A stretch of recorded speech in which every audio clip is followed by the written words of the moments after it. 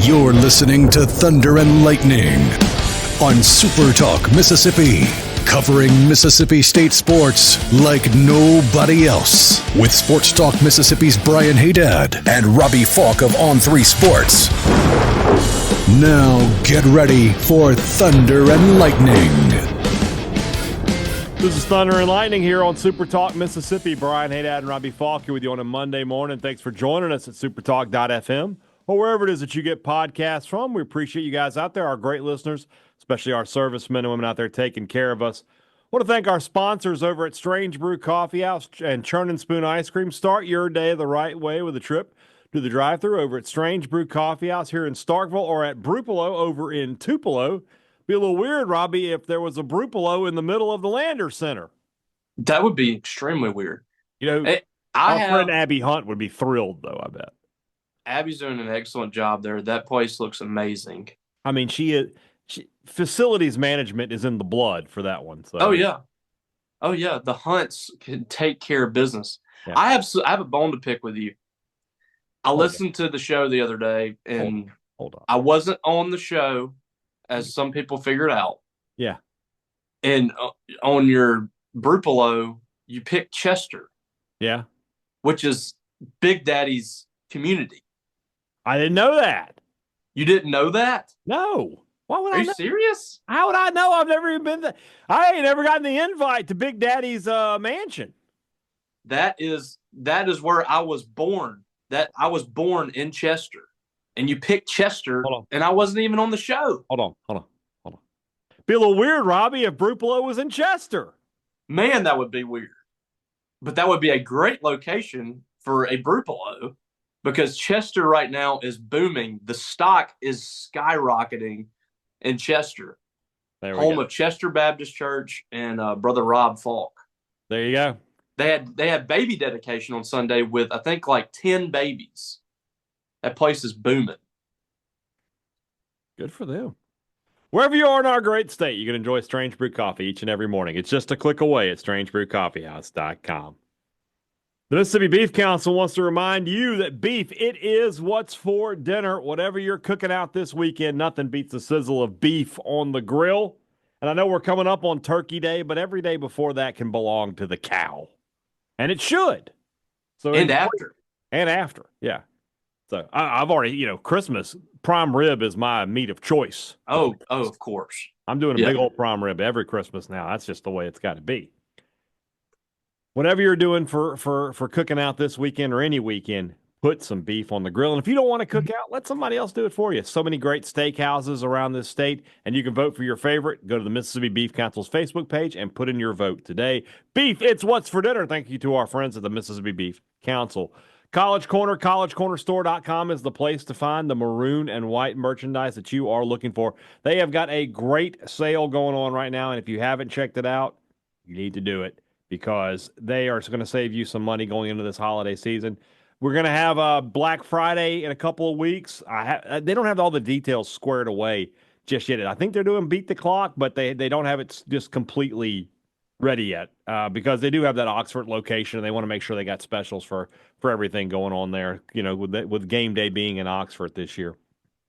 And also don't forget, coming up this holiday season, they're going to be doing their 2-for-1 gift card sale, so I'll let you know when that happens as soon as it happens. So check it out. Great sales going on at College Corner, collegecornerstore.com. 2 locations in the Jackson area, Ridgeland by Fleet Feet, Flow by the Half Shell, or shop online, collegecornerstore.com. Restaurant Tyler, Starkville's flagship restaurant for lunch, dinner, Sunday brunch. The best meal in town is always at Restaurant Tyler. Enjoy a great lunch at Restaurant Tyler. They have the best blue plate in town. Best choices as far as the meat and the veggies go. Great cornbread. But if you don't want to go for a blue plate, they got great burgers and sandwiches. Everything you want for lunch, it's right there at Restaurant Tyler. This holiday season, if you're going to have a special occasion dinner, make it at Restaurant Tyler. You will not regret that. The best meal in town, always at Restaurant Tyler. Had that for lunch on Sunday. Oh, how was that? I'm gonna bet it was good. I had fried chicken. You had fried chicken? I had fried chicken for lunch too. Fried chicken? Yeah. I love fried chicken. It's fried chicken. Mashed potatoes, gravy. Yeah. Butter beans. Oof. It was excellent. There you go. Priority One Bank, 16 locations ready to serve you throughout Central Mississippi. Let PriorityOneBank.com be your guide to show you not only where they're located, but to show you how they're going to help you invest, manage your money, how they're going to help you prepare for the future. Now more than ever, when you have questions about your money, you need answers. You can't afford to wait around. That's why you need the level of service that's provided for you at Priority One Bank. 16 locations means there's a location near you if you live in Central Mississippi. Let Priority One Bank make you their priority. Oh, hey there, Robbie. Hey there, Brian. Brian. So you and I both covered basketball on Sunday, but in different locations. You covered the women at the Hump. I went to the Landers Center in South Haven to cover the men's team. We'll start with the men. And first off, what a treat. What a great college basketball game. Fantastic. I mean, really. And I in the post game, I talked to Cam Matthews and Josh Hubbard. Then we talked to Chris Chance. And I asked them, I said, it felt like we were playing this game in March and not the middle of November. And they were all like, yeah, the intensity was very high. Cam said it felt like a late February, we got to have this game kind of intensity for them. Give Utah a lot of credit. I think that's a pretty good team. You know, I'm making from my eye test here. I don't know enough about them. They've got some good looking athletes though. They play hard. They've got some decent shooters. I think their depth might be a concern for them because they left guys out there in foul trouble. That's why they had 3 guys foul out in this game. But just from the eye test, I look at a team and I say they're probably a bubble team. I think at worst they'll end up being a quad 2 win for Mississippi State when it's all said and done. But it was a tale of 2 halves. State was dominated in the first half. Josh Hubbard was 1 of 7 shooting. State was 1 of 13 from behind the arc. They couldn't get anything to go. And on the other end of the court, Utah was getting great looks right at the basket. Shot, I think, 53%, 54% in the first half. Complete turnaround in the second half. State down 11 at the break, comes out with a 22-5 run to get a lead. They go back and forth for a little bit, but then State finally pushes the lead to 7, ices it from the free throw line, and gets the dub over Utah. I was very impressed with Mississippi State on Sunday, you know, especially in the second half. The first half, as I mentioned, nothing to write home about, but really a good win for the Bulldogs and showed, you know, once again the depth of their scoring options. You know, we talked last week about finding that number 2 guy. And you said this, and maybe you're just right that, you know, Hubbard's always going to be there, and it's just going to change night to night. This time it was Keyshawn Murphy, who loves a neutral site game, evidently. Had a monster game last year in Tupelo. This year in South Haven, 18 points, 13 rebounds. Those are both career highs for him. Ties a career high for points with that game in Tupelo a year ago. Only other Bulldog in double figures was Riley Kugel, Cam Matthews also in double figures. Had a great day at the free throw line, which I know it doesn't sound right coming out of my mouth to say that Cam Matthews had a great day at the free throw line, but he really put the game away with 5 free throws late. Just a good game for Mississippi State, Robbie. I know you were covering the women, needed a chance to watch it live, but I assume you've gone back and looked at some of the highlights. I know they looked really good in the second half. Yeah, I missed like 5 minutes. I was watching it while I was watching. You know, once the Steelers game ended, I didn't have to, you know, have the 3 games up at the same time, so I could kind of balance a little bit. But I watched a good portion of it. I watched the entire second half while I was writing my game story. And the second half was just, I mean, this is what Chris Jan's teams do. When they have a bad first half, we've seen them, even in years past, we've seen them come around and play well in the second half. There's been very rare to see Chris Jan's teams play 2 bad halves. This is a team that it seems like they're always going to play hard. Whether they're shooting well or not, or playing well or not, they always have the effort. And the second half effort to come out the way that they did, led by Josh Hubbard, was just kind of a revelation for this team. It wasn't a great night. They were 6 of 25 from 3. They shot 36% from the field, which is okay. I mean, inside too, they were okay. First half, they were not good at all. But, you know, outside of Josh, they just weren't hitting their shots tonight. To find a way to get points was such a huge development. And for Cam Matthews to be the guy down the stretch of the ball game when you need to hit shots, hit free throws, extend the lead. For him to be that guy, huge development. Huge development. 5 of 6 from the free throw line. Hit his first 5 in that last minute and a half. Yeah. And the one he missed, State collects the rebound on, and Kugel goes back to the line and gets 2 more free throws. That's right.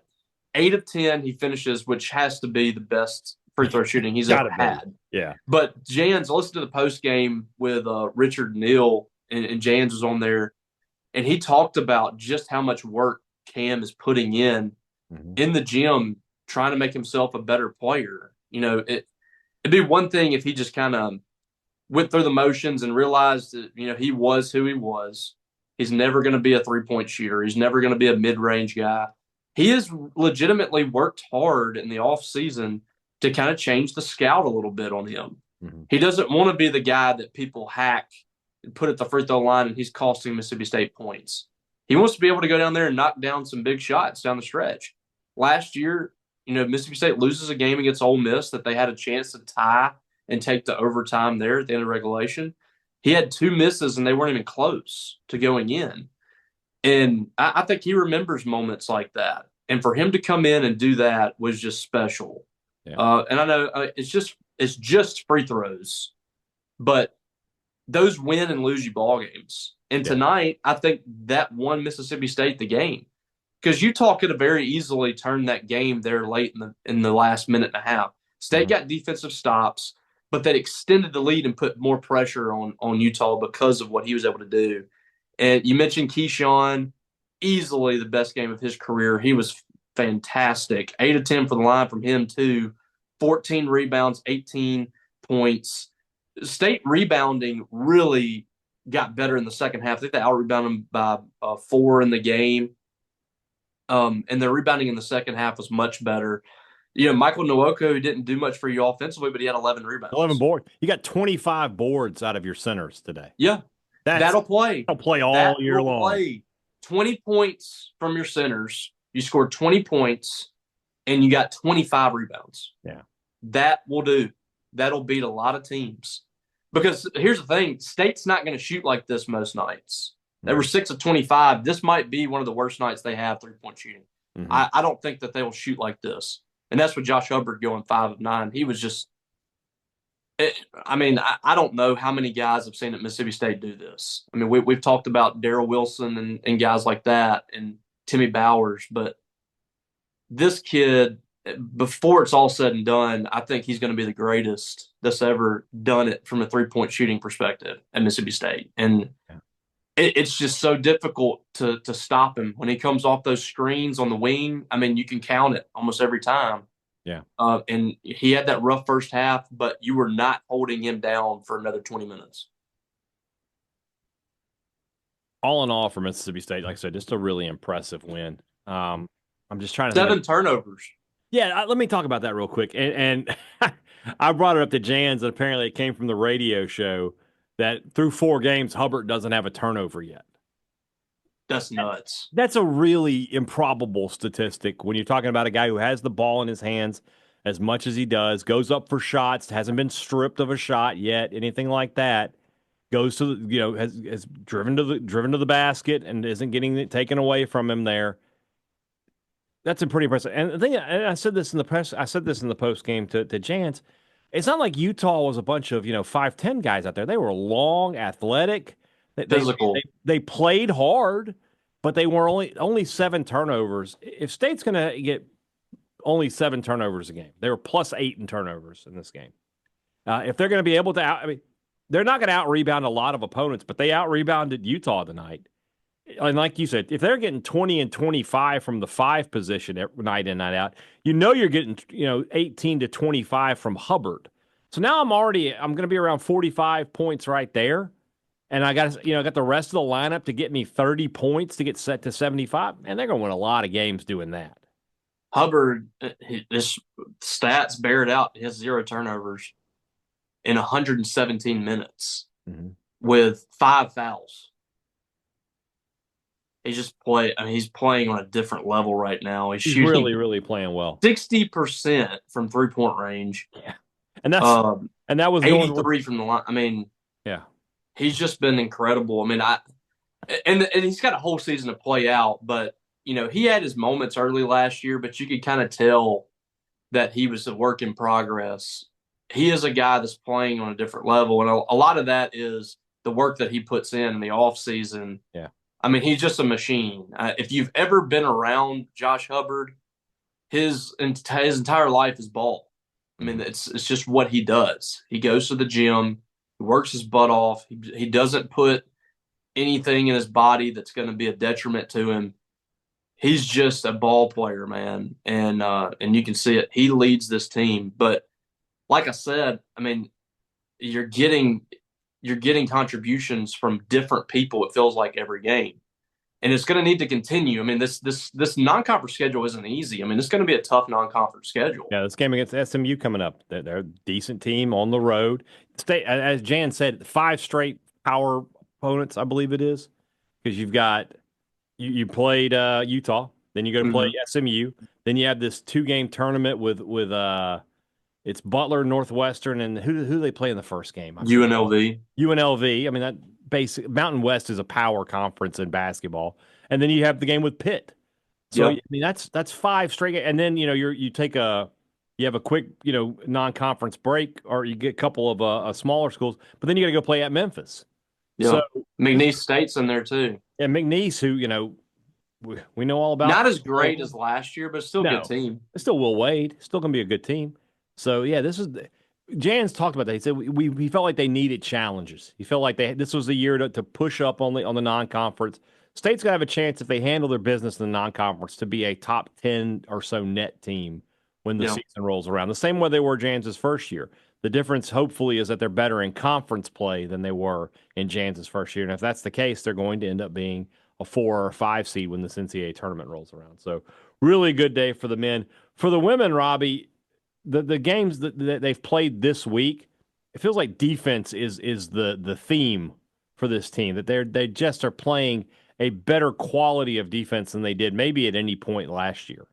Yeah, they've held all 4 teams under 30% shooting. So teams are really struggling to get shots off. I think that has a lot to do with their length. They're very lengthy at most of their positions. Jerkayla Jordan is a big guard. Anaya Russell, is a big guard. She's playing the wing. She's playing the 3, but she's got that wingspan. You bring Destiny McFall off the bench, and she's got length. I think Debrisha Poe's done a really good job defending. Medina Okot is a problem in the post. Defense is definitely, I think, where this team's power lies. And I think right now you're seeing that's right. You're seeing some inconsistencies on the offensive side. And there were some people that were kind of panicking on Sunday when it was 29-24 at half. State had scored 16 points, I think, in the first quarter. They scored 13 in the second. I just think you're going to see that with this team, an up and down offensive game. You've got virtually an entirely new team outside of Jerkayla Jordan and Debrisha Poe. Near Montague comes off the bench, but she doesn't play a lot of minutes just yet, and she was coming off the bench last year. So you have 2 really familiar faces, and then everybody else is new. So a lot of times when you have that kind of changeover on a basketball roster, and I think you're going to see that with the men too, you're going to have these games where you're just not on the same page. You don't have that consistency. You don't have the continuity. I think that's what you're dealing with right now with the offense for this team. They came around and scored 69 points, and they scored 69 points, Brian. Nice. 60. Thank you. And they had some good moments. They had, I think, 4 players in double digits, kind of like the men. But to me, I would rather the defense be consistently good right out of the gates than putting up giant offensive numbers. So I think the offense comes and goes. Yeah. If your defense is good every night, that bodes well. That usually tells you have a good, solid foundation. You have a good team. And I would much rather have the foundation be defensively and you can score a lot of points than we have a really explosive offense, but who knows what we're going to do on defense. So I like this team a lot. I like the potential of it. I think there's a lot of holes in it right now of what they're doing. I don't think there's the consistencies there just yet. Mhm. But like the men, they were much better at protecting the ball today. They had 12 turnovers, which is, they've been getting high teens and in the 20s. Mm-hmm. So I think they're starting to get that a little under control. The passing has been a little more crisp. And, now it just needs to be, and he hit shots. There were 3 for 17, I think, from 3. Mm-hmm. Both of these games were very similar. They played out similarly. State women had a big second half, just like the men. Mm-hmm. They didn't get down in this game, but they found a way to have a big second half and win the ball game. So they're both 4-0. I'll tell you that when you look at the stat sheet, what pops for the season, to me anyway, is the shooting percentage for 3 of State's starters: Russell, Poe, and Okot. 58%, 56%, and then 63% for Okot, who's averaging a double-double. I mean, it's only 4 games. It hasn't been the most impressive competition, but I mean that's impressive. Anaya Russell, I mean, Purcell told us about her, back in the offseason, and she was going to be a factor. I didn't know that she was going to be a 17-point per game factor. I said it's early, very early, but we'll see where it goes. But yeah, the early returns on the women have been very good thus far, and we didn't get a chance to talk about it last week, but for Mississippi State's from a recruiting perspective, and we'll do the song in just a minute, don't worry. But from a recruiting perspective, he put together a really solid class last weekend. Or last week. Yeah. He this is the best job he's done recruiting, I think. Went out and he got 3 4-stars, 3 top 100. One of them's a 5-star, and Madison Francis. 2 of the players are Gatorade Players of the Year in their state. One of them from New York, one from Indiana, and then he's got a 4-star in Italia Gray from Texas, who I think is a really underrated player, long, athletic. What is happening? I was trying to get the Cruton song lined up. We're still working out some. Thank you for lining it up in the middle of what I'm saying. I was just trying to get it, and I couldn't make it stop. Okay, but yeah, it's a good, solid group, and Sam did the heavy lifting. I mean, a lot of times you put, and I think they put a lot of faith in those assistants too, but Sam is like a bona fide, like that top recruiter that you have as an assistant that just loves recruiting. Yeah. That's who Sam is as a head coach. The head coach, yeah. And that's tough, man, because with all the strain that you have from dealing with 15 players, a coaching staff, get a week-to-week, day-to-day head coaching duties that you have, to also be constantly calling recruits and getting them on the phone and trying to get them here. Just an outstanding job by him. I think that he's really set the foundation with this class coming in. And if you can get by this year, I don't think that this is going to be one of his better teams. And I don't mean that negative about this team. I feel like this is kind of a transition year for them. And if they can get in the NCAA tournament and maybe even make a run, that is huge for Sam Purcell moving forward. But I feel like his best days at Mississippi State are coming. Mm-hmm. All right, I'm gonna try to cue this song up again. Okay, let's see if we can figure it out. Again, guys, we're still working out the kinks here on this video thing. There was a time where you didn't have to do all those things. It was just easier. So with great power comes great responsibility. That's what they say. By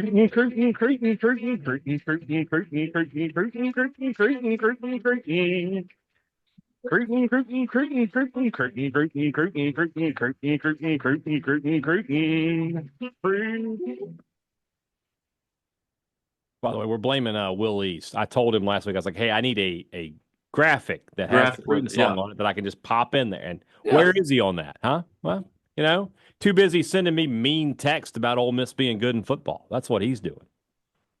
Or coming up with some punny statements for Twitter. He's really good at. Yeah. Oh, he is. He's really good at the headlines. Yeah. And the funny tweets. Yeah. He's great at those things. But when I need something actually done for work, where is that guy? I don't know. So, big news on Friday. Like right as Sports Talk Mississippi is going off the air almost as Mississippi State basketball brings in a massive recruit. And when I say a big recruit, I don't just mean because he's 6'10 and 270 pounds.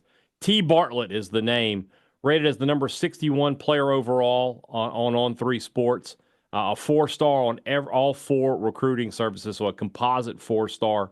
Offers from Providence, USC, Washington, Xavier, plenty of teams from across the country. This is a guy who is a really old school kind of center, an old school kind of post player.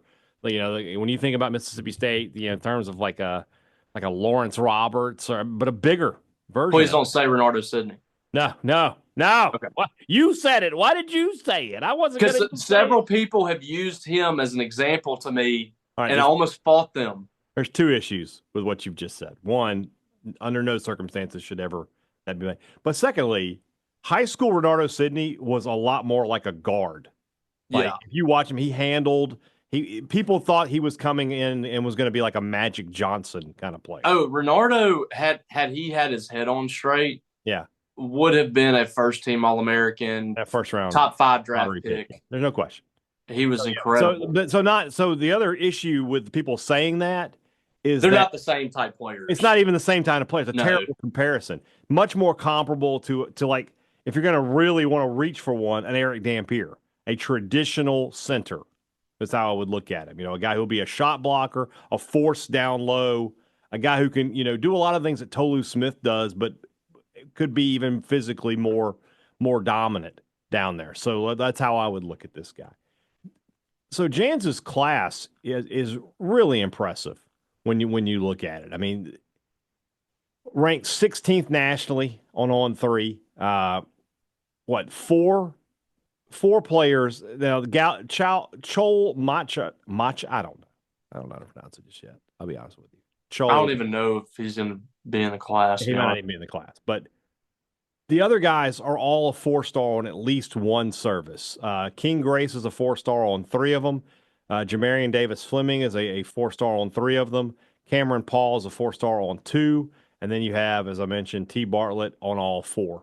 He is a 4-star player. We knew that Jans would be able to recruit the portal. We knew that was going to be the case. If he's going to be able to stack up some high school classes like this, I'm not saying Mississippi State's about to become like a Kentucky or something, but there's going to be more winning for Chris Jans at Mississippi State if he's going to recruit at this level. And we've known for years, going back to Stansbury, that Mississippi State has always kind of had its ducks in a row for basketball recruiting, even back when it was, maybe some things were going on. I don't know. Not at Mississippi State. But that being said, Mississippi State's always played by the rules. Mississippi State's basketball NIL is in a very good place. It's probably, I'm not saying it's the best in the conference by any stretch of imagination, but is it top 4? Probably. They've always had a good setup. The network is good, and it always has been, and Jans has taken full advantage of that, and that's why you're getting players like this, on top of the fact that State's winning. And I think the Hubbard thing is real. Now, maybe not so much with T. Bartlett, but guard people right now, if you sign with Mississippi State this year, and maybe even next year, you're going to get to play with Josh Hubbard. Players want to do that. They want to play with that guy.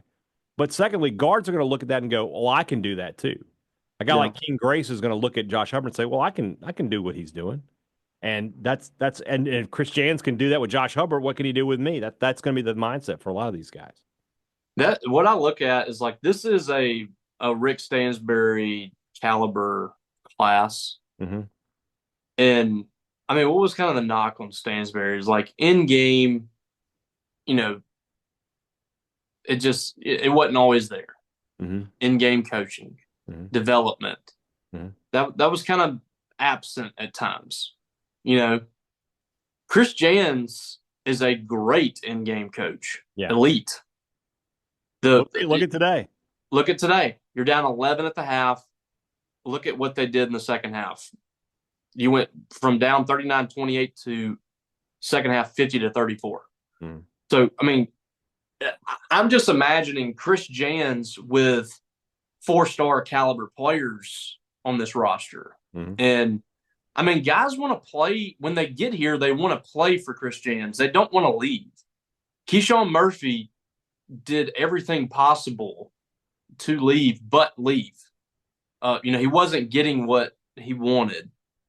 He wasn't getting the playing time that he wanted. He wasn't, he wasn't happy. And he comes back. Chris Jans didn't give him, Chris Jans didn't butter him up.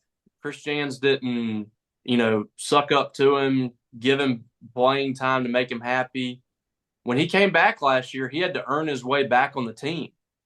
And when he got back to campus after hitting the portal, he had to earn his keep again. Keyshawn Murphy is playing up to his potential because of Chris Jans, because of what Chris Jans is demanding out of him, and he wants to be here. And you look at some of these other guys that, MJ Russell and some of like those kind of guys that, they haven't been seeing the court. MJ redshirted last year. And he wants to be here. Guys want to be here. He's building a really strong roster. And like you said, he's done a really good job in the portal. Well, now you can build something here with this recruiting class. If you're able to build and develop with your high school kids and recruit at a really high level, and then add in pieces from the portal to go along with that, then I think you're cooking. I don't know if a new roster every year is sustainable, and with this current stage of college athletics, at least for a lot of places, there's some people that made it work. If you're able to build this with this kind of class and then add pieces like they did this past year, I think Chris Jans can do some special things here, and it's going to be they're going to make it harder for him to leave. I've had my doubts about Chris Jans staying here long term until this season, because I really feel like you got the fan support. You got, to me, the Hump is a top 5 venue in the SEC. And I talked to a former assistant coach that coached at Mississippi State. He's elsewhere in the SEC. He's coaching at a prominent place inside the SEC that told me he's coached everyone in the SEC and nothing compares to the Hump. He believes it is one of, if not the best venues when it is rocking in the SEC. And that's a large statement. And, he's got the support. He's got the arena. I think that Mississippi State financially is going to make him stable, and he can win here. It's going to be tougher and tougher for Chris Jans to leave. I agree. It's just going to be because if you can win, coaches at the end of the day, yeah, they want money, no question, right? We all do, but they want to know that where they are, they can be successful. And if Mississippi State provides Jans with an avenue to be successful, the money will come, right? He'll look up if he takes a deep run into let's say he's a Sweet 16 team this year, right? He's going to get another raise, so he'll be around $5.5 million next year, and then they're going to make it difficult for him. Hubbard comes back for another run, and you add these other pieces, and you go back into the portal and get some more guys. Well, then all of a sudden, you're making so maybe you're making $6-7 million a year. The money's there, so it's the Lane Kiffin deal. Exactly. Ole Miss gets Lane Kiffin, and everybody's saying that the first time he shows some success, he's bolting. Well, then Ole Miss just made it impossible for him to leave for anywhere other than a blue blood job. Yeah, and the blue bloods are not coming after him, and now he's winning there, and he's showing he can win at a very high level at Ole Miss. I'm not saying State is going to be at that point, but I don't think that's outside the realm of possibility that State can be a national title contender down the line. I don't think that's impossible at all. We've seen it at Mississippi State before. It's a Final Four school. This is a team that's won SEC championships. This is a team that's finished inside the top 10. It's been a team it's been a program that has had sustained success over the years. I don't think that you can eliminate anything in your mind about Mississippi State basketball with the right investment and the right coach. And I think they have the right coach. He's just got to go out and take that next step and keep building. And he's continued to do that. He got Mississippi State to back-to-back tournaments. It went out and recruited a top 5 portal class. And now he's got a top 20 recruiting class with a player that you have on the team right now that is nationally relevant, that is a guy that before the end of the year, I think is going to be a media darling and one of the most exciting players in the country. Chris Jans is steadily moving Mississippi State back into the spotlight. It's been 20 years since they've been, nationally relevant, where I would say, top 10 caliber team. Yeah. I don't know if that's going to happen this year, but I'm not going to, put Chris Jans out. Yeah.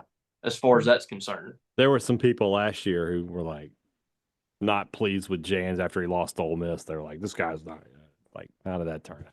Yeah, exactly. All right, let's move into the rest of the show. That's brought to you by our friends over at Pip Printing and Signs. That's reliable service for every business need. What does that mean? It means this. I'm going to show you what it means. See this right here? See this? You need to be watching on YouTube so you can see what I'm talking about. This is the Pip Printing and Signs brochure that they have given me. I mean, beautiful brochure. First off, yeah, if you just need brochures, look at the quality of this thing. I mean, impact pictures. I mean, it just gets your attention right out of the way. Guys, if you own a business and you are working with a printing company other than Pip Printing and Signs, your money is not doing all that it can for you, all right? Because you're not working with the best. Pip Printing and Signs is the best. They always have been, 30 years of experience. You need to reach out to Cam Baker today and say, this is what my business does. What can you do for me? And he's going to lay out a plan for you, and he's going to put it together, and then you're going to look up in a little bit and be like, hey, why are we getting so many more new customers? Why are we having more customer retention? It's because you've worked with Pip Printing and Signs, and they have gotten the message that you wanted out to your customers. Give Cam a call today at 601-499-5216. When you need printing, call Pip today. College Corner, nope. Two Brothers Smoked Meats in the heart of the Cotton District is the place to find. I was doing so well. At least you cut it off immediately. The smoked Southern soul food that you are looking for. I haven't been to Two Brothers in a few weeks, Robbie, so I guess we're going to have to go this week. I feel like we keep saying, I haven't been there in a while. What are we doing? I mean, what are we doing? Come to Starkville and let's eat lunch. Yeah, we do that a lot. I guess we're going to have to do that. Darn it. Yeah. Make it happen. Dang it. Two Brothers Smoked Meats, and of course, the older brother, Starkville's best new restaurant, the home of the fancy sandwich. That's another one, Robbie and I, and then you guys too. When's the last time you were at the older brother? You need to get over there as well and get you a fancy sandwich. So go do it. Two Brothers Smoked Meats in the heart of the Cotton District, right next door to the older brother. Two of the best places to eat in this city. Great products, great service. Every business likes to promise it to you. They deliver it to you at Advantage Business Systems. They've been doing that now for 50 years. 50. When you need technology for your business, if you need a new copier, a new printer, new information systems, laptops, computers, whatever it is, give them a call at Advantage Business Systems. They'll set you up with great name brands at a great price. But most importantly, if something does go wrong, they're going to set you up with great service after the sale. And because they're in Mississippi, if you have a problem, they can usually get out to you within 24 hours. Sometimes they can get out there the same day. That's the difference between being a neighbor and being a number. 601-362-9192, or you can visit them online at absms.com. Find out how Advantage Business Systems will help your business do business.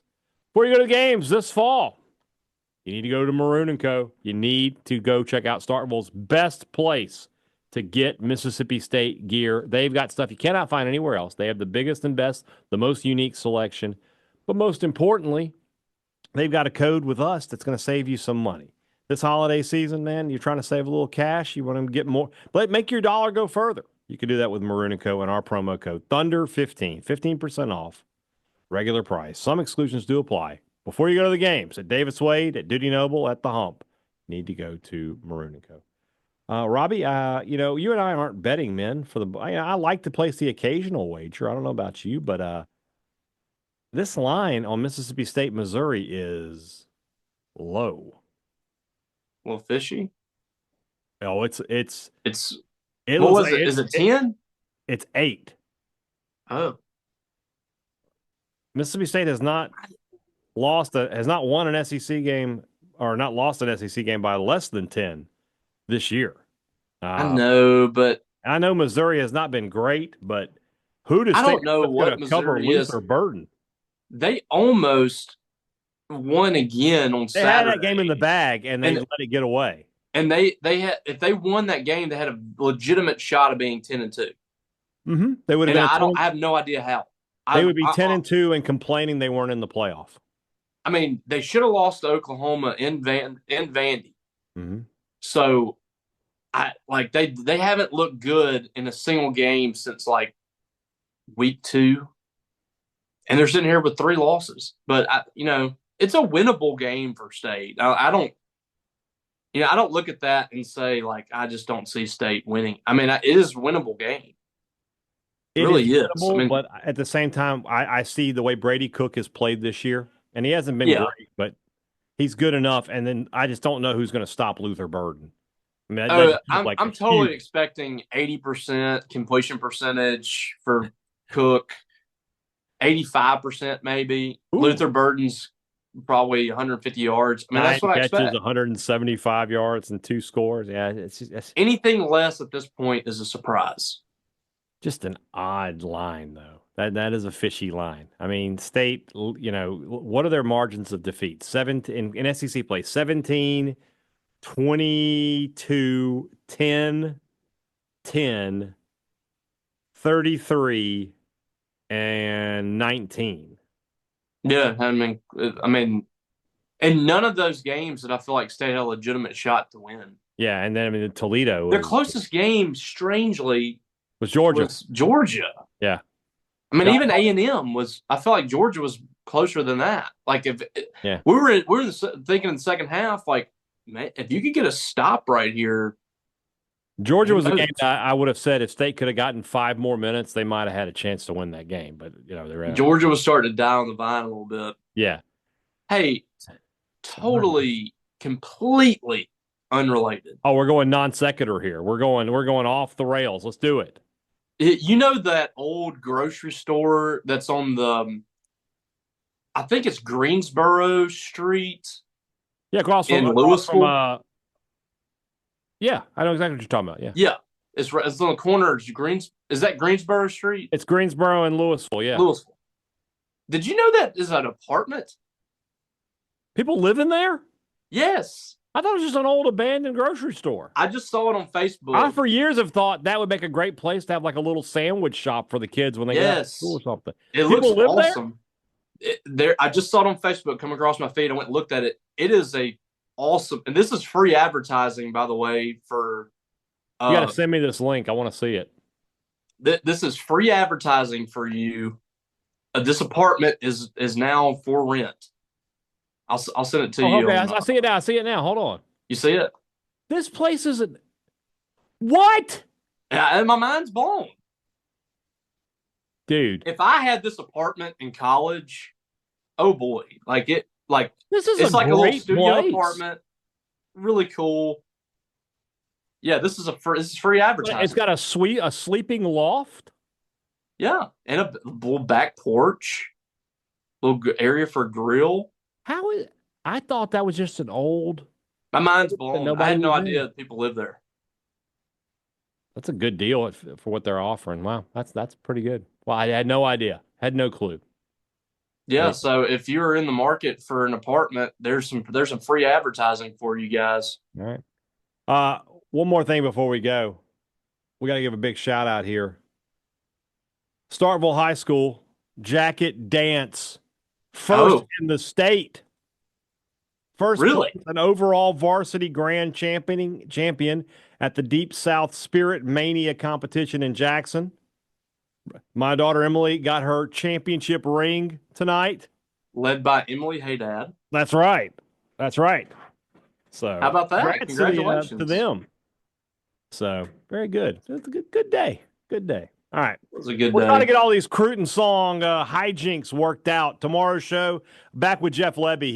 His press conference will be there, so we'll have the sign, talk about what he talks about. We'll do our SEC picks, still 2 behind after Robbie played defense, and it didn't work. We both lost that one. So you could have. We both lose. You could have. We both lost. Because we both picked the same team. I understand. So all you had to do was take Georgia. You might have been able to seal this thing up. So I just had no faith in Georgia after the Ole Miss game. That game Saturday night was very similar to the Ole Miss Georgia game, and that Tennessee came out, looked really good early. Like, okay, they're gonna run away with this. It was 10-0 Tennessee. From that point on, it's 31-7 Georgia. Well, you know what Georgia's about to do, right? Mm-hmm. They're about to run the table. Mm-hmm. Ole Miss, they had their Tim Tebow, Florida losing at the swamp to Ole Miss moment. Except they did it at Vaught Hemingway except Stadium. Carson Beck was like, whatever, dude, I got to get back to the Cavender twins. Does he have both of them? No, but, I mean, I don't know. Man. Ugly dude, but well, he must. Well, he's a starting quarterback in the SEC. So big quarterbacks, you know. Then I'm just going to tell you right now. You know me. I'm not exactly what people would. I am a Nafum, as they used to say, right? I am not a friend of Ole Miss. Were you a frequent visitor of that board? I used to be a moderator of that board. Did you know? Yeah, that? I used to be on there some. Yeah. But I was all last week. I told the Ole Miss fans, I was like, you guys want to pull for Tennessee. You want Tennessee to win this game. You want Georgia with 3 losses and get them out. Get them done. Yeah, that was my thinking as well. All I heard from these people was, oh, no, it doesn't matter. Doesn't matter. If they have 2 losses, Tennessee will be behind us.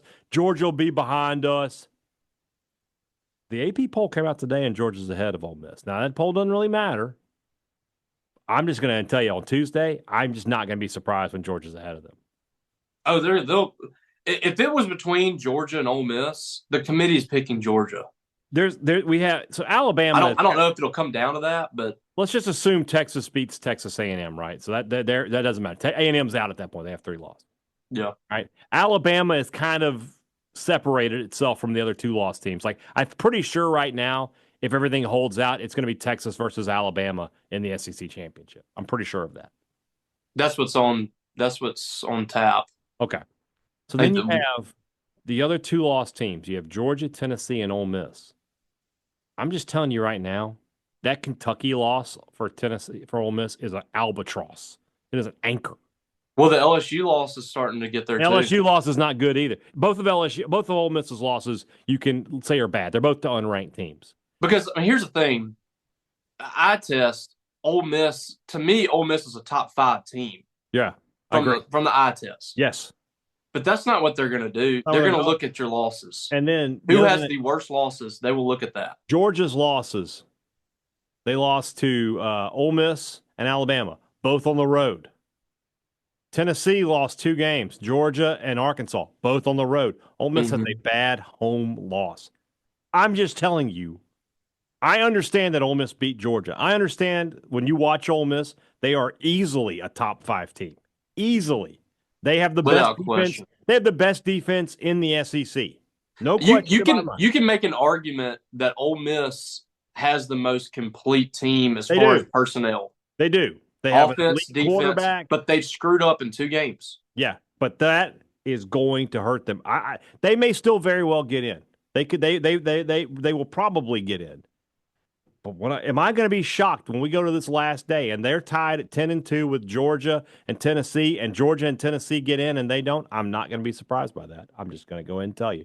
Rebel fans, you missed a window here. You should have all jumped on with your pal Hadad and been pulling your weight against Georgia. You wanted them out. Now they're very much in it. So we'll talk more about that.